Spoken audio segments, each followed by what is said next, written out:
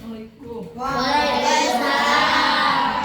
Bismillahirrahmanirrahim. Assalamualaikum warahmatullahi wabarakatuh. Waalaikumsalam warahmatullahi wabarakatuh.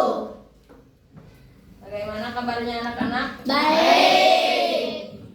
Sebelum pembelajaran dimulai, kita akan berdoa terlebih dahulu. Silahkan KM pimpin doanya.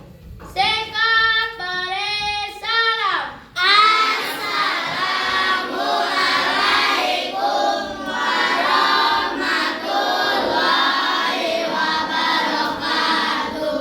Raditu billahi rabban wa bil islami dinan. Kufuwan ahad. Sadaqallahul adzim. Sebelum Ibu memulai belajar, Ibu akan mengabsen terlebih dahulu.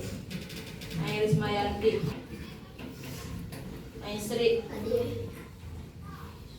Bima,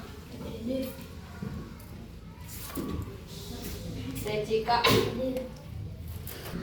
Silahkan keluarkan buku pelajaran IPA.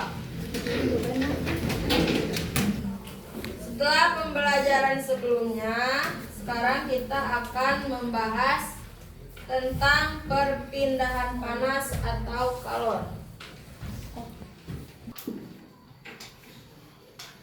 Perpindahan panas atau kalor. Perpindahan panas atau kalor itu terdapat 3 cara.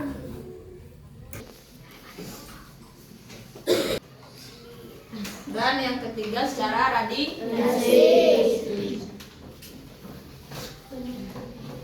Semua perpindahan panas atau kalor ini berbeda-beda. Ada yang secara konveksi dan secara radiasi. Dengarkan. Pernahkah kamu membantu ibumu memasak sayur? Pernah nggak? Nah, mengapa api kompor dapat memanaskan air dalam panci sehingga sayuran yang ada di dalamnya menjadi matang? Ketika kamu memasak sayuran, panas dari api kompor berpindah ke dalam panci. Kemudian panas tersebut berpindah ke dalam air sehingga air menjadi panas. Peristiwa tersebut membuktikan bahwa panas dapat berpindah. Api yang berasal dari mana? Kompor. Lalu disimpan panci yang berisi air di atas kompor tersebut dengan api yang sudah menyala. Si airnya menjadi panas. Ketika sayuran dimasukkan ke dalam panci, sayurannya menjadi matang. Peristiwa tersebut terjadi karena adanya perpindahan panas. Ngerti? Letak matahari dari planet ini sangat jauh. Akan tetapi panas dari matahari dapat berpindah atau merambat ke planet kita. Di mana planet kita? Bumi. Sehingga kita dapat merasakan hangatnya sinar matahari. Peristiwa selanjutnya, contohnya seperti panas matahari, jarak yang sangat jauh dari sinar matahari ke bumi kita, tetapi kita bisa merasakan hangatnya sinar matahari. Itu juga sama adanya perpindahan panas atau kalor. Jadi sudah ada 2 peristiwa dalam contoh perpindahan panas. Nah, sekarang sambil tulis. Panas berpindah dari benda. Panas berpindah dari benda yang bersuhu tinggi, yang bersuhu lebih rendah.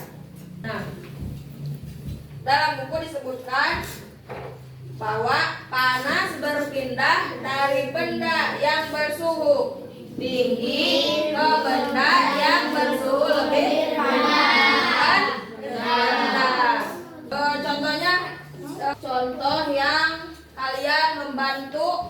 ibu memasak. Contohnya gini. Nih, asalnya panci itu dingin atau panas? Dingin. Lalu ketika sudah disimpan di atas kompor yang sudah menyala, si panci menjadi panas. Nah, itu disebabkan karena adanya perpindahan panas. Panas dapat berpindah melalui 3 cara, yaitu secara konveksi, konduksi, dan radiasi. Konveksi adalah perpindahan panas.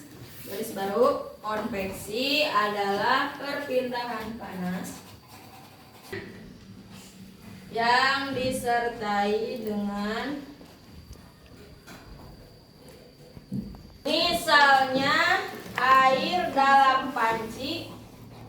misalnya air dalam panci. Kita akan membahas satu persatu. Yang pertama, perpindahan panas secara konveksi. Apa perpindahan panas secara konveksi? Konveksi adalah perpindahan panas yang disertai dengan perpindahan bagian dan rantarannya. Misalnya air menjadi mendidih. Nah, dari contoh konveksi itu sama dengan tadi contoh yang pertama yang membantu ibu memasak sayur. Saat airnya sudah mendidih, itu disebut peristiwa perpindahan panas secara konveksi.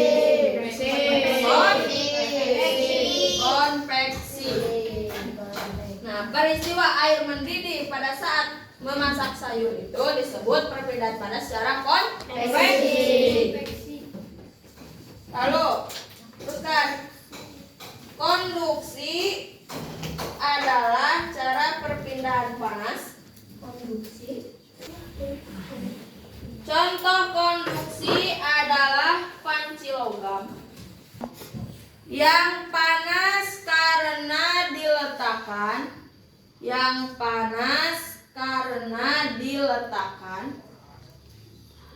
di atas kompor yang berapi. Perpindahan konduksi adalah cara perpindahan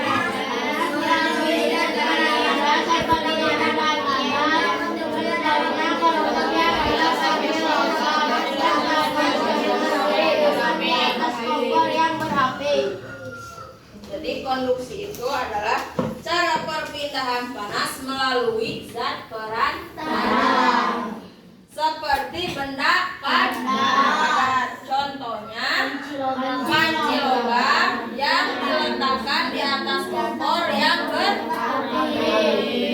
Jadi dalam tadi peristiwa kalian membantu ibu memasak sayur itu, yang pertama ada perpindahan panas secara konduksi, yaitu perpindahan panas melalui zat perantara seperti benda padat. Contohnya panci logam yang diletakkan di atas kompor yang berapi. Jadi, nah itu disebut perpindahan panas secara konduksi. Dalam peristiwa perpindahan panas secara konduksi, contohnya ketika ibu memasak sayur dan si pancinya diletakkan di atas kompor yang sudah berapi. Saat si pancinya sudah panas, itu disebut perpindahan panas secara konduksi. Lalu perpindahan panas secara konveksi. Perpindahan panas secara konveksi itu adalah perpindahan panas yang terjadi dengan perpindahan bagian dan rantarannya. Misalnya air dalam panci yang mendidih. Nah, setelah tadi contoh dari perpindahan panas konduksi, yaitu meletakkan apa? Panci di atas pancinya sudah menjadi panas. Lalu ibu memasukkan air ke dalam panci sehingga airnya mendidih. Saat peristiwa air mendidih itu disebut perpindahan panas secara konveksi. Awas, jangan lupa ya. Dari peristiwa tersebut kita mendapatkan dua cara perpindahan panas, yaitu yang pertama perpindahan panas secara konveksi dan perpindahan panas secara konveksi. Awas, contohnya tadi dalam peristiwa ibu memasak sayur. Perpindahan panas apakah yang menyebabkan panci logam menjadi panas? Konduksi, konveksi. Acungkan tangan yang memilih konduksi.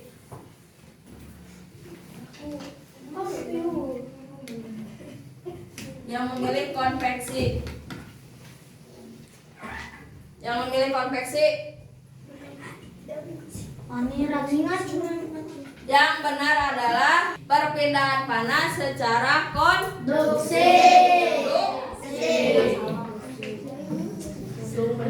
Awas. Perhatikan. Perpindahan panas secara konduksi itu contohnya dalam peristiwa ibu memasak sayur itu, contohnya panci logam yang diletakkan di atas kompor yang sedang berapi. Si pancinya menjadi panas. Itu disebut perpindahan konduksi. Nah, saat ibu memasukkan air ke dalam panci dan airnya menjadi mendidih, si air yang mendidih itu menjadi contoh perpindahan panas secara konveksi. Dung yang konduksi. Dung yang konduksi. Acungkan tangan yang konduksi. Acungkan tangan yang konveksi. Yang benar adalah konveksi. Paham nggak? Sekali lagi, awas. Perpindahan panas secara konduksi itu contoh dalam peristiwa ibu memasak sayur. Saat si panci diletakkan di atas kompor yang sudah berapi dan si pancinya menjadi panas, itu disebut perpindahan panas secara konduksi. Lalu saat si ibu memasukkan air ke dalam panci dan airnya menjadi mendidih disebut perpindahan konveksi. Sedangkan radiasi adalah cara perpindahan panas yang tidak membutuhkan zat perantara. Peristiwa radiasi yang terjadi sehari-hari adalah sinar matahari yang sampai ke bumi.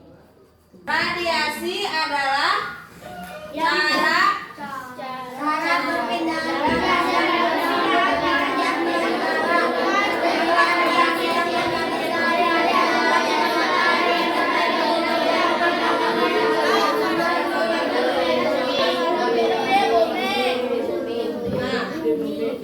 jadi kalau tadi konduksi dan konveksi ini membutuhkan perantara. Nah, kalau radiasi ini tidak membutuhkan zat atau perantara. Konduksi dan konveksi membutuhkan perantara. Baik itu zat padat ataupun zat cair. Kalau radiasi tidak membutuhkan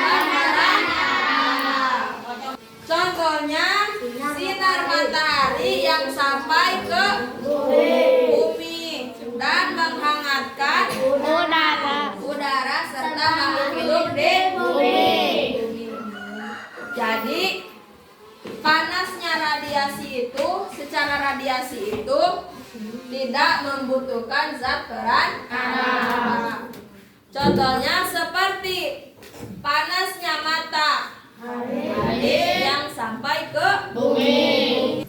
Ibu simpulkan bahwa perpindahan panas itu terjadi secara 3 cara. Yang pertama secara konduksi, yang kedua konveksi, dan radiasi. Ibu akan memberikan pertanyaan yang bisa menjawab dan jawabannya benar boleh istirahat. Pertanyaan pertama,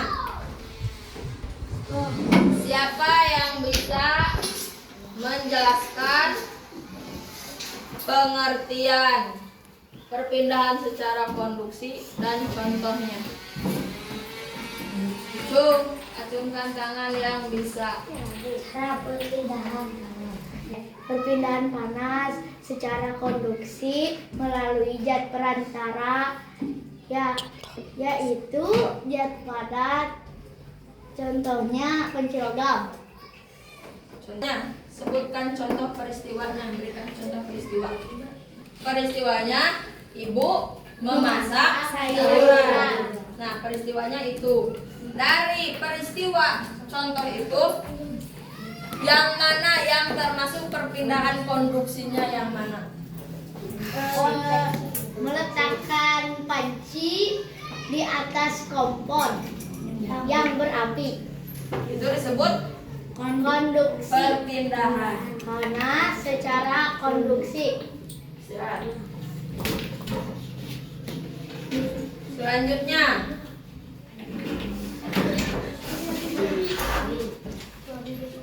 pengertian, ini pengertian ya.